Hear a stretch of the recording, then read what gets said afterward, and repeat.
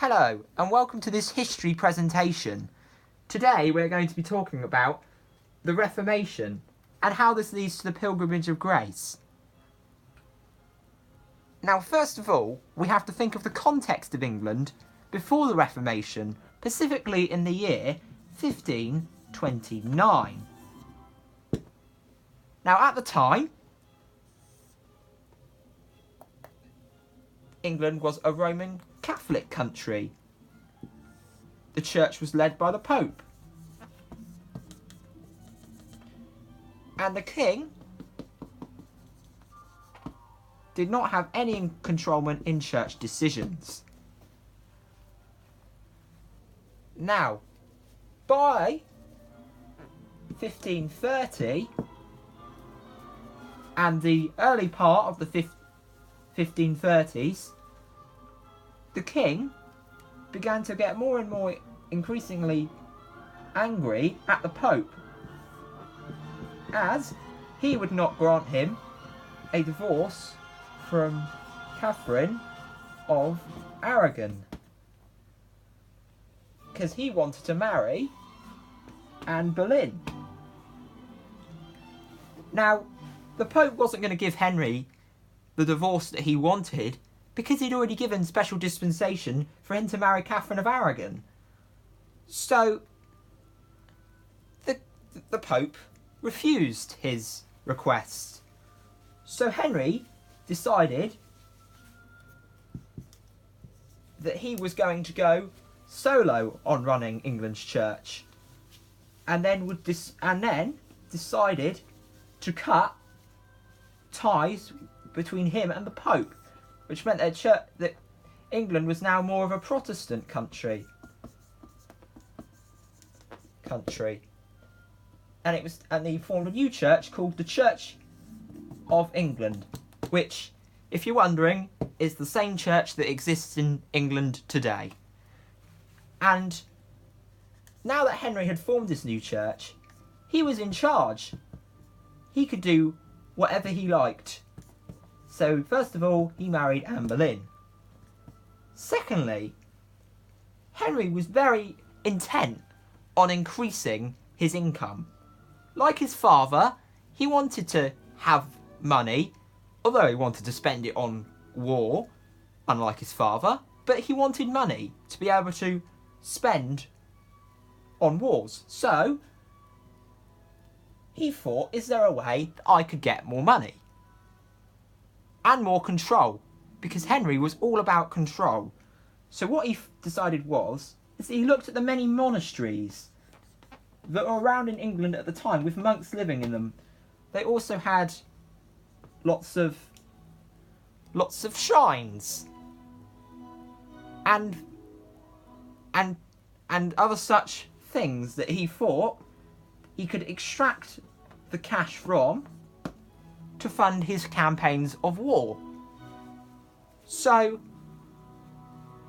in 1536, he passed the Act to dissolve lesser monasteries, and this meant all monasteries worth under £200 were going to be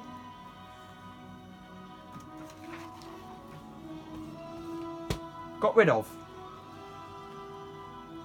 Now, this was a great move for the king, because this meant that he could now use all this land to make him even more money. However, there was one problem to this plan, and that was the monks. Now, the monks liked this living. They liked the lands, the church, and also paying to the Pope in the Vatican, who could get them into heaven. So, they saw this move as a threat to their existence. No more was this as clear as the small town of Louth. in Lincolnshire. Now this town had a very, very tall spire, and they were very, very proud of their church. They were all very happy about the church. So they don't like the move that Henry wants to get rid of this church, extract it and destroy it like he'd done in many other places. After these rumours started circulating, monks and laymen, and of course 11 gentry, formed a protest called the Pilgrimage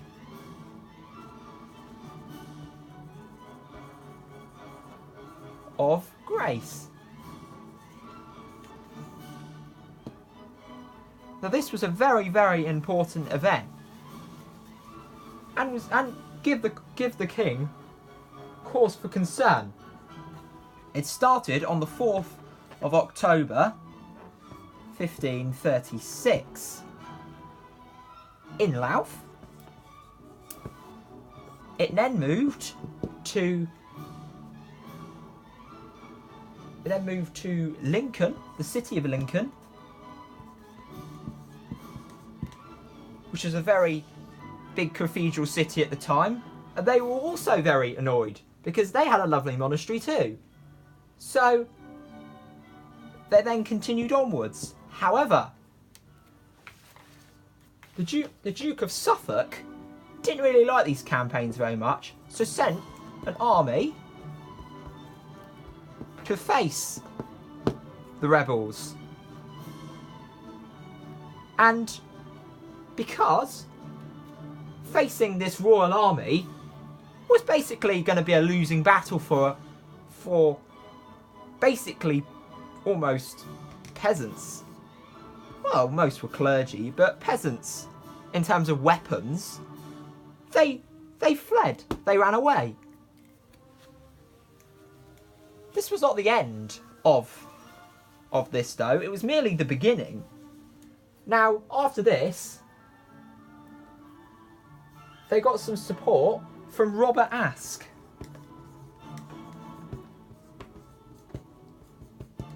Now he was intent on leading the rebels up in this area, and they then progressed to York. And on the way, they gained more rebels. Then they went to Pontefract, where they gained even more rebels. Then,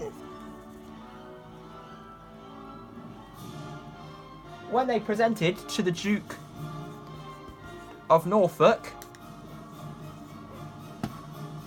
they had around about 40,000 protesters.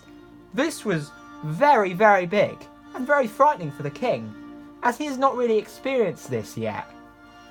I mean, there is some contrast to the Cornish rebellions of Henry VII, but not as big as 40,000. So Henry at this time was very worried. So thought it best to meet their demands. So during the latter part of 1536 into 1537, he granted a pardon, which is basically a massive letting off, and decided that he should allow Parliament to grant their requests of keeping some of the monasteries open. However, unfortunately for the rebels, this was not the end. If it was the end, this would have gone a lot better for them. However, a new rebellion decided to form, led by Robert Aske. However, these fresh rebels were not as big as the last rebellion, and when they met the king in the area, they were immediately crushed, and the king had an excuse to finish them off. And so, in York, Robert Aske, the leader, was eventually, finally, hung. And that marked the end of the Pilgrimage of Grace. Thank you very much for joining me.